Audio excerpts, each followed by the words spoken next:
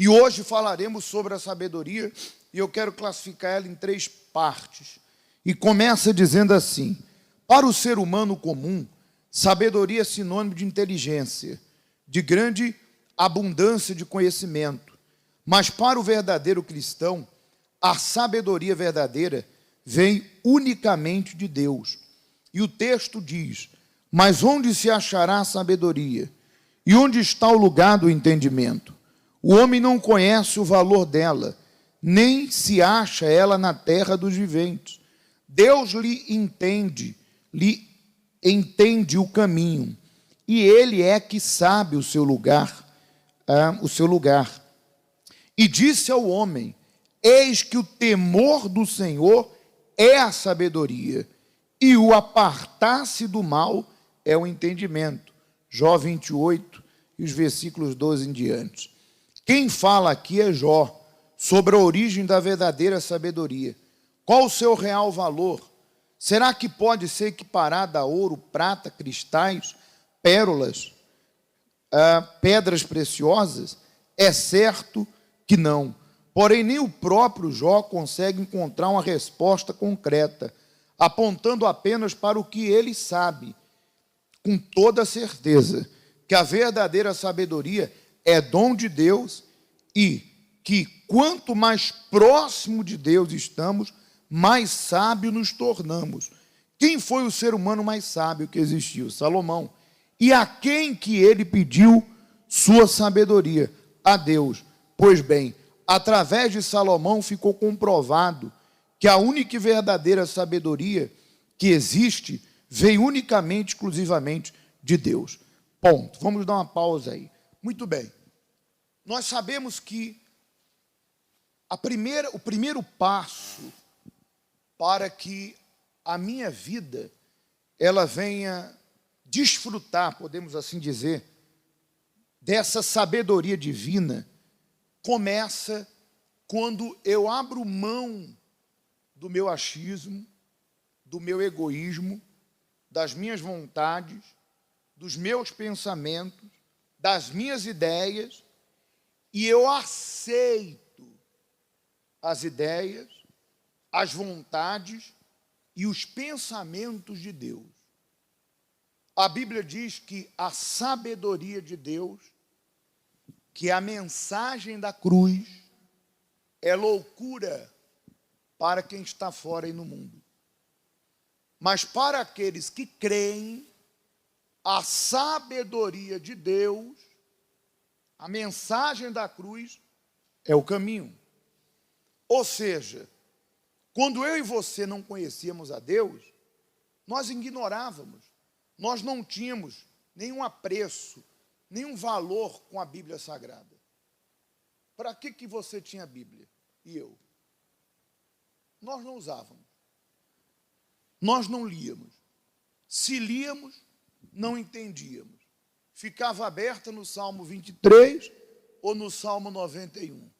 A Bíblia era um mero livro religioso para nós, não tinha significado algum, porque nós não praticávamos, não colocávamos em prática. Imagine você, durante tantos anos da nossa vida, nós tínhamos na mão o próprio Deus, o caminho de Deus, o conhecimento de Deus, e a gente vivia uma vida tola, estúpida e ignorante. Mas, para o mundo, nós éramos o quê? Sábio, não, a gente somos sábios. Eu sei o que eu faço, na minha vida mando eu entendo, eu conheço Deus, eu tenho fé em Deus, eu sei quem é Deus. Sabíamos coisa nenhuma, vivíamos na estupidez, no pecado, condenados, mas éramos cegos. Quando nós conhecemos a palavra de Deus, entramos aqui e conhecemos a palavra de Deus, a primeira atitude, entendo, nós não tínhamos ainda o Espírito Santo, mas a primeira atitude de sabedoria nossa, que já foi uma revelação de Deus, porque, como diz a Bíblia, ninguém vem a mim, disse Jesus, se o Pai que me enviou trouxer. E Jesus disse, não foste vós que me escolhestes, Mas eu que escolhi a vós outros, e vos designei para que deem muito fruto. Então, quando Deus nos trouxe, Ele próprio já criou essa situação, a primeira coisa que o Espírito Santo, mesmo não estando ainda dentro de nós, nos mostrou foi o temor e a obediência à palavra de Deus. E aqueles que começaram assim, permanecem com Deus até hoje. Veja que há uma grande diferença. Há pessoas que chegam na igreja, mas infelizmente, elas não levam nada a sério. Elas não se entregam, elas não obedecem, elas não praticam. Às vezes, de tanto ouvirem, ou de repente de tanto verem casos de pessoas que quebraram a cara, porque menosprezaram a palavra, elas se sentem obrigadas, de vez em quando, a dar um voto de confiança a Deus. Mas não é algo espontâneo, não. É meramente forçado, porque elas não permanecem naquilo. Pode perceber, a pessoa que não serve a Deus por espontaneidade, ela nunca permanece. Se ela diz assim, agora eu vou falar a verdade, se ela está fazendo isso por espontaneidade, por fé na promessa, porque ela crê mesmo, porque ela está decidida, porque ela quer sabedoria, ela quer começar uma nova história, ela permanece. Se ela não está fazendo por espontaneidade, ela começa e daqui a pouco para. Ah, não, para mim não dá não. Ah, Deus me entende, Deus sabe. É sempre assim. Veja que há pessoas que é sempre assim. Começa a ser fiel, para. Começa a obedecer, para. Larga o pecado, daqui a pouco volta de novo. Abandona o vício e volta de novo. É porque você não está tomando o primeiro passo. O primeiro passo é a atitude de sabedoria. Qual é essa atitude? O temor ao Senhor é o princípio da sabedoria. Ou seja, o primeiro passo da ação do Espírito Santo através da sabedoria em mim é quando eu começo a obedecer e ter temor a quem? A Deus. Isso é algo pessoal. É uma decisão. Pastor, qual o segredo para ter temor a Deus? Eu digo para você, tenha. Pastor, qual o segredo para obedecer a Deus? Eu digo para você, obedeça. Só isso. Não tem segredo. Não tem segredo para você ter temor a Deus. É decisão. É isso aqui, ó. Porque pensa comigo, eu estou aqui dentro, mas estou fazendo tudo o que eu fazia quando era incrédulo. Ou algumas coisas boas e outras são iguais aos incrédulos. Vai mudar em quê? Eu confesso uma fé em Jesus Cristo, da boca para fora. Como diz a Bíblia, meu povo me louva com os lábios, o coração está longe de mim. Vai mudar o que na minha vida? Ou seja, eu só mudei de lugar. Eu era um derrotado lá fora, porque não conhecia a palavra e não tinha conhecimento de Deus. Agora eu estou aqui dentro, tenho conhecimento, mas mesmo assim eu não tenho disposição para fazer. Mudou o quê? Então você não é uma pessoa sábia. Você pode ser formado, ter diploma, ser uma pessoa de cabelo branco que tem muita experiência de vida, mas infelizmente a sabedoria de Deus na tua vida, ó, está muito longe. Quem é sábio obedece a Deus. Veja que a pessoa que obedece, ela pode até desagradar a si mesmo, pode até, aos olhos humanos, estar perdendo alguma coisa. Mas quando ela obedece, ela está se livrando de si própria. Porque você sabe que 99,9% do nosso fracasso foi a culpa das nossas decisões, das nossas escolhas. E quando eu escolho temer e obedecer a Deus, não tem como falhar, gente. Só que isso custa. Custa você dizer não para a sua carne, custa você ter que se submeter à vontade de Deus. Mas se você obedece a Deus, poxa, não tem como você não ser um vencedor. Primeiro passo da sabedoria é o temor e a obediência. obediência. Continuando, diz assim: a sabedoria é um dom que faz o cristão perceber, intuir, gostar e obedecer às coisas espirituais. O sábio sente deleite nas coisas de Deus e por isso começa a temer a Deus, a respeitá-lo cada vez mais. Diz o Salmo que o temor a Deus é o princípio, tá vendo? Da sabedoria. O temor do Senhor é o princípio da sabedoria e revela prudência a todos os que praticam. Salmo 111. Muito bem. Quando a gente dá esse primeiro passo, que é o primeiro passo de obedecer e ter temor a Deus, o segundo passo é eu ser a fonte da sabedoria. Porque entenda, quando eu começo a ter temor a Deus e obedecer, já estou andando em sabedoria. Porque eu já não estou andando segundo os meus olhos, segundo o meu pensamento, segundo as minhas ideias. Então a minha vida está na responsabilidade de Deus. Só que isso não é tudo. Deus não quer apenas isso. Deus quer que eu seja a fonte da sabedoria. Por isso que Deus colocou à nossa disposição o Espírito Santo. Foi quando ele disse: eu irei para o Pai, mas não vos deixarei órfão. Eu vos enviarei o Espírito da verdade, que o mundo não conhece, porque não pode receber. Ele vos ensinará todas as coisas. Então, o segundo passo da sabedoria é eu desejar ser a fonte da sabedoria. E isso acontece quando eu desejo ter dentro de mim o Espírito Santo. Então a pessoa começa a priorizar. Ela prioriza o Espírito de Deus acima de todas as coisas. Porque você e eu precisamos de muitas coisas. Você precisa de dinheiro, você precisa de casamento, você precisa de família, você precisa de emprego, você precisa de clientes, você precisa de tudo. Mas acima de tudo isso é o reino dos céus. E o reino dos céus só é conquistado quando a gente conquista o Espírito Santo. Porque com o Espírito Santo a gente se mantém salvo até o último dia da nossa vida. E sem ele, a salvação está em risco. Ela pode ser perdida a qualquer momento. Então, o segundo passo mais sábio na minha e na sua vida é priorizar. Eu quero o Espírito Santo. E eu começo a buscar.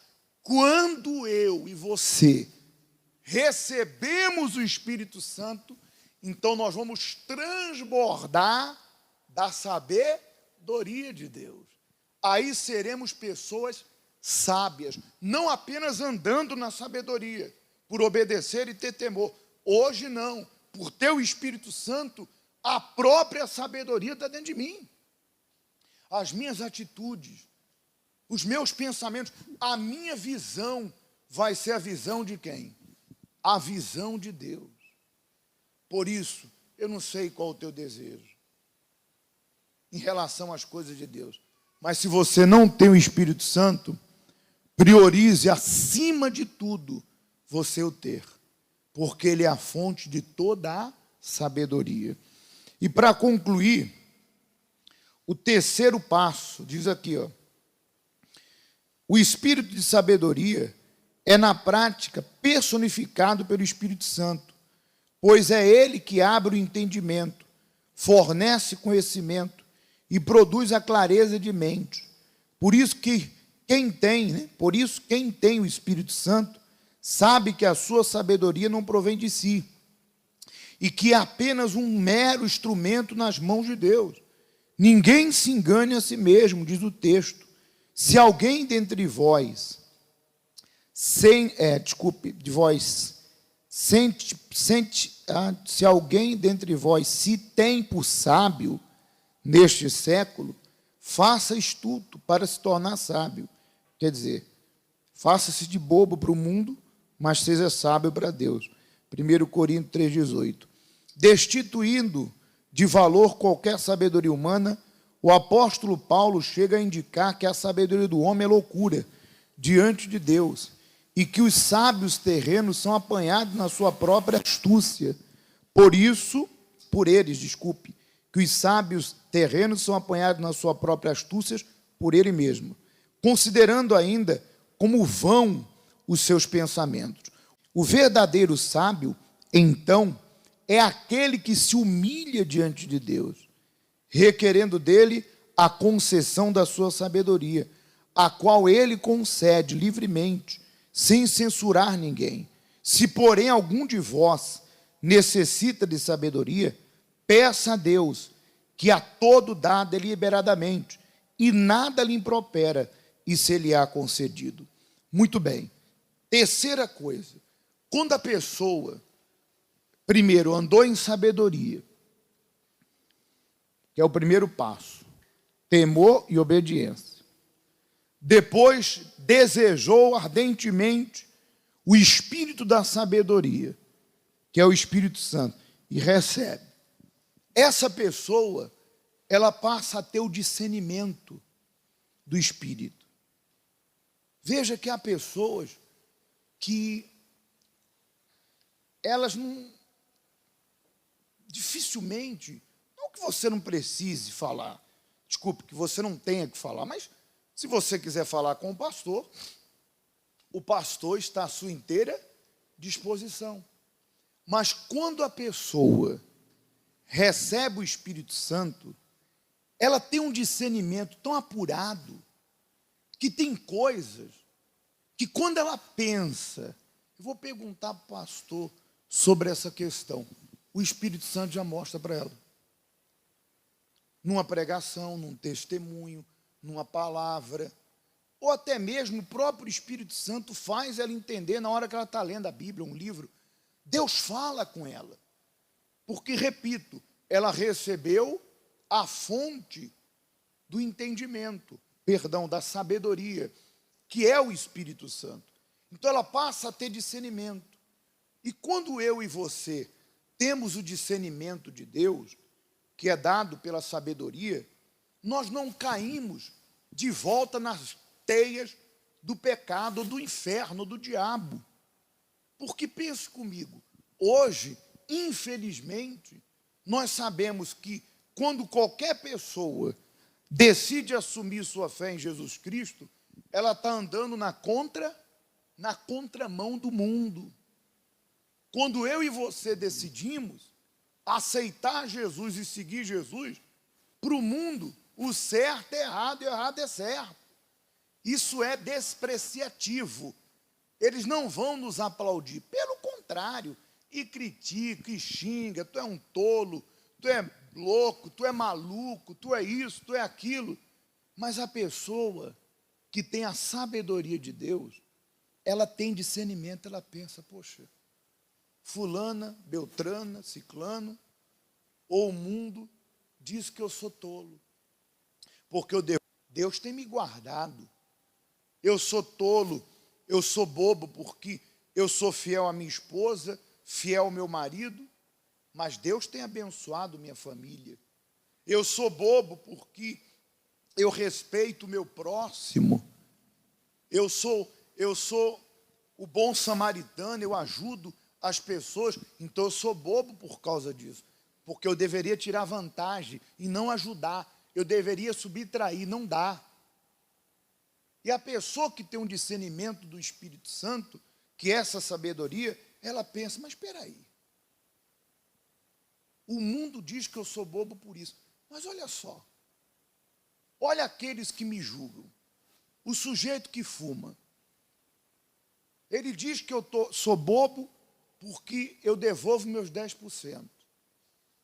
Mas olha o que eu recebo de Deus e olha os benefícios que isso me faz. Agora, qual o benefício que uma pessoa viciada no tabaco, na droga, na prostituição tem? Ou nos jogos? Mas essas pessoas tentam nos julgar, mas elas próprias não se julgam. Imagine você, o sujeito todo dia fuma um maço. E olha que o maço ainda é modesto. Tem gente que fuma 2. Gasta todo dia 10 euros. com tabaco. Recebe mais de 5.000 substâncias tóxicas e cancerígenas. Cedo ou tarde vai ter um cancro. Mas ele é esperto e eu sou bobo. Ele é o sábio e eu sou o tolo. Como pode eu me colocar em julgo desigual e achar que uma pessoa dessa, só porque aparentemente tem uma vantagem, está melhor do que eu? Eu não tenho dúvidas que eu que obedeço a Deus e faço a vontade dEle, que vivo uma vida honesta, que respeito meu próximo, eu não tenho dúvida que eu vou chegar onde eu quero chegar. Agora o incrédulo vai ficar no meio do caminho. Mas a pessoa que não tem a sabedoria, infelizmente, se o incrédulo xinga ela, julga ela, poxa, eu estou sendo perseguida, mas às vezes eu fico desanimado, eu não sei, porque minha família, aquilo. Poxa, o que tua família entende de Deus, rapaz? Coitados que nunca conheceram a verdade, o que eles entendem de Deus para opinar na tua fé? Olha para frente, ignora, e olha para a tua salvação.